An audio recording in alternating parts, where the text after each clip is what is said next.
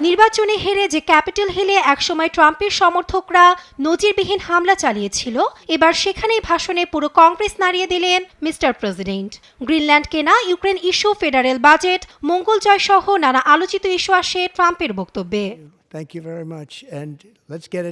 মঙ্গলবার কংগ্রেসের যৌথ অধিবেশনে বক্তৃতায় ট্রাম্প গ্রিনল্যান্ডের জনগণকে যুক্তরাষ্ট্রে স্বাগত জানান। গ্রিনল্যান্ডের জনগণকে নানা প্রলোভনের প্রতিশ্রুতিও দেন Trump. And if you choose, we welcome you into the United States of America. We need Greenland for. আমরা গ্রিনল্যান্ডের জনগণকে যুক্তরাষ্ট্রে স্বাগত জানাই। জাতীয় নিরাপত্তা ও আন্তর্জাতিক নিরাপত্তা এটি আমাদের প্রয়োজন।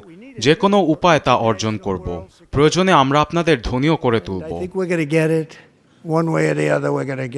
কংগ্রেসে ইউক্রেন ইস্যুতে ট্রাম্প জানান, জেলেনস্কি রাশিয়ার সঙ্গে যুদ্ধের সমাপ্তি, খনিজ চুক্তি স্বাক্ষর সহ আলোচনায় বসতে প্রস্তুত। কংগ্রেসে ভাষণে ধনকুবের ইলন মাস্ক ও তার পরিচালিত DOGE দপ্তরের ভূয়সী প্রশংসা করেন ট্রাম্প।